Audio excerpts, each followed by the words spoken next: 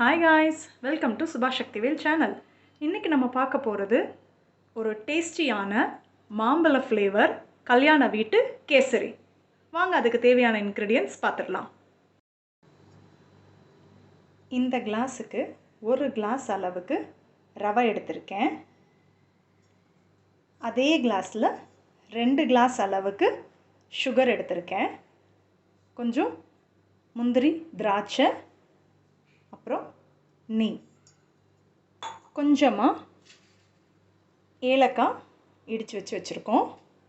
அப்புறமா நீங்கள் மேங்கோ ஃப்ளேவருக்கு வந்துட்டு ஏதான ஒரு மேங்கோ எசன்ஸ் வாங்கி எடுத்துட்டிங்கன்னா செஞ்சிடலாம். வாங்க இதை எப்படி பண்ணலான்னு பார்க்கலாம். அடுப்பை பற்ற வச்சு கடாய் வச்சுட்டு ஒரு 2 ஸ்பூன் அளவுக்கு நெய் ஊற்றிக்கலாம். அதில் நெய் கொஞ்சம் காஞ்சதும் நம்ம எடுத்து வச்சுருந்த முந்திரி திராட்சையை போட்டு வறுத்து எடுத்து வச்சுக்கலாம். முந்திரி நல்லா வறுப்பட்டுருச்சு, திராட்சையும் நல்லா பலூன் மாதிரி வந்துடுச்சு. இப்போது அதை தனியாக எடுத்து வச்சுக்கலாம். முந்திரியை வறுத்து எடுத்துக்கிட்டாச்சு. இப்போ அதே நெய்யில் நம்ம ரவையை கொட்டி வறுத்துக்கலாம்.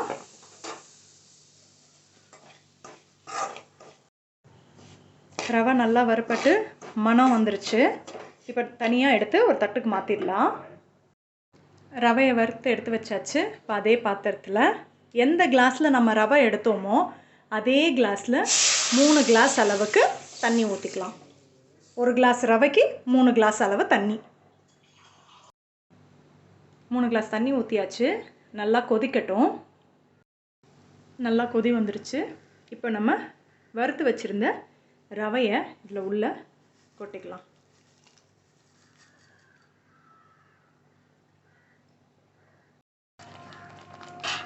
கொஞ்சம் மூடி போட்டு வேக விடலாம்.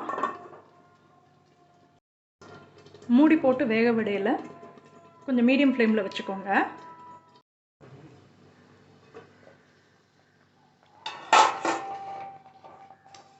நல்லா ரவை வெந்துருச்சு.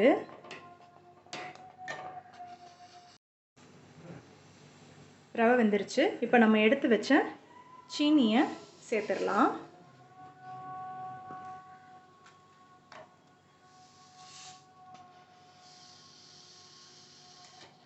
ஒரு கிளாஸ் ரவைக்கு 2 கிளாஸ் அளவு சீனி, 3 கிளாஸ் அளவுக்கு தண்ணி.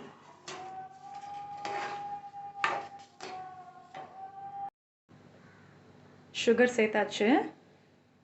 சுகர் கொஞ்சம் நல்லா கரைஞ்சிருச்சு. இப்போ அதுக்குள்ளே நம்ம இந்த மேங்கோ ஃப்ளேவர் எசன்ஸை சேர்த்துடலாம்.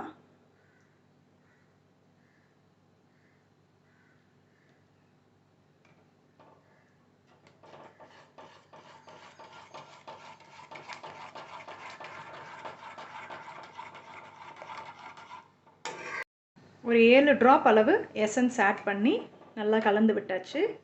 நல்லா எல்லோ கலரில் இருக்குது பாருங்கள், சூப்பராக இருக்குது, மாம்பழ கலரில் இருக்குது. இப்போ இதில் கொஞ்சம் நெய் சேர்த்துக்கலாம். ஒரு 2 ஸ்பூன் அளவுக்கு நெய் சேர்த்துக்கலாம்.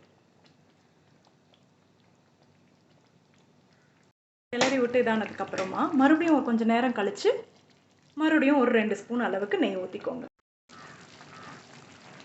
இப்போது நம்ம வறுத்து வச்சுருந்த முந்திரி திராட்சையை சேர்த்துடலாம். இடித்து வச்சுருந்த ஏலக்காவையும் சேர்த்துடலாம். சேர்த்துட்டு நல்லா கிளறி விட்டுடலாம்.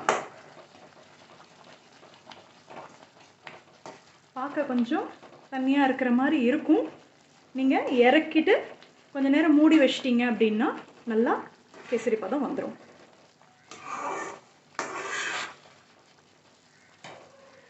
உங்களுக்கு தேவைன்னா இன்னும் எக்ஸ்ட்ரா கூட நெய் நீங்கள் சேர்த்துக்கோங்க. நெய் நல்லா சாப்பிடுவீங்க அப்படின்னா.